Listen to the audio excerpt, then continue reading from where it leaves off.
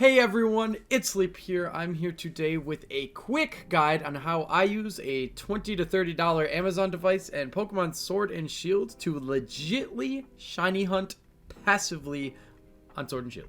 So what this device essentially does is it acts as a controller and inputs all the different inputs you would have to do to be shiny hunting. It takes you to the breeder, picks up the egg, and swaps out eggs for the new hatched Pokemon, etc, etc, etc. The only disclaimer I have with this is that it doesn't actually know when it's got a shiny, so it doesn't actually know when to stop, because it's just continually repeating the same inputs. It's not actually shiny hunting, so say. So I would just make sure to check every once in a while for some shinies. I'm currently shiny hunting some Roselias with absolutely no luck, but that's okay because it'll get there. To set yourself up for success, what you'll have to do is put a Ditto or a compatible Pokemon with the Pokemon you would like to breed in the Bridgefield Nursery. Right past the Motostoke Riverbank here on the map. I'm here already, but I will fly there, because if you visited, you should be able to fly there, because this is the nursery that the device will utilize and work around. You can use the Masuda method for those of you who do know what that is. For those of you who don't, it's basically when a foreign Pokemon breeds with another foreign Pokemon. So when Pokemon from two countries, it doesn't have to necessarily both be foreign, but for example, I have a Japanese Ditto with all of the Pokemon I catch here in America. That increases the shiny odds of the eggs that hatch from those Pokemon. That's basically the gist of the method. There's a whole bunch of numbers and math behind it, but that's basically the basics of that method. That can apply here. I personally use it with my Japanese Ditto. So once you've got your two Pokemon in the nursery, it's time to go set up the device. So the device will look something like this. It's just a little USB dongle, and you can take the little USB here and take it right into the back of your Switch on the ports here, or wherever you can fit the USB. So I will do that right now for you, just to show you, and it will light up. And all those different lights actually mean something. On their website, you can figure out what each light means, and I will make sure to link the product and the website below. Each one of those lights has a mode for like other games, because there's other things you can do with this just besides the shiny hunting, but I will be covering the shiny hunting today and how to go about that. Once you've got this thing plugged into your Switch dock, you have to connect a controller next. There are ways to wirelessly do this. I personally use my Xbox adapter, like I was saying. I just plug it into the dongle there that has a USB port for specifically doing stuff like this. I just use my Xbox 360 wireless adapter. I've just found that's what works best with me, but you can follow any of the guides on their website to connect any various controller. The next step we'll have is getting it into Sword and Shield mode.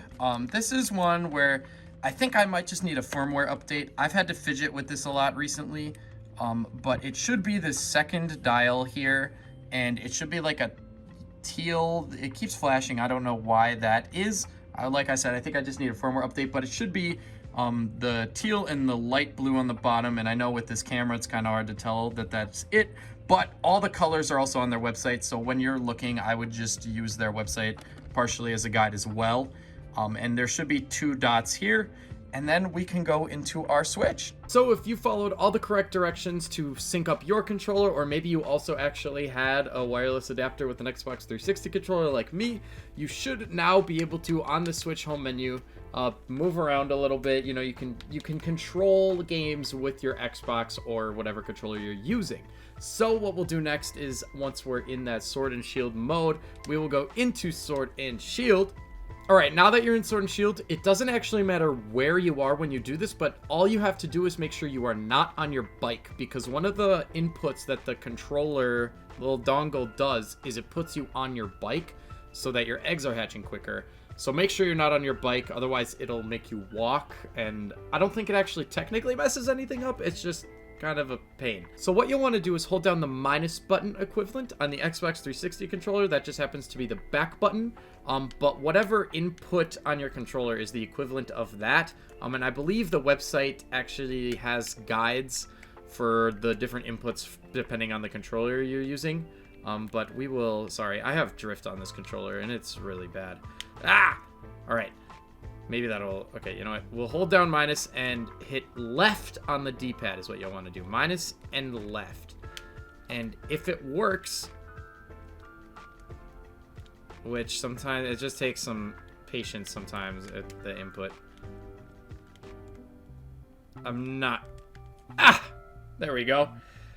It'll open the menu and it'll go down to your options. It'll change some options for itself so it is running all on the same exact controls every single time.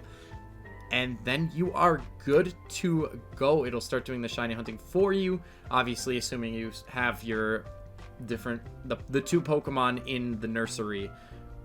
In the Bridgefield nursery, that is. If you enjoyed and you want to see more guides like this, make sure to leave a like, comment, and subscribe. If you've got any questions, let me know, or take it up with their support team if it's like device specific, if something's not working for you.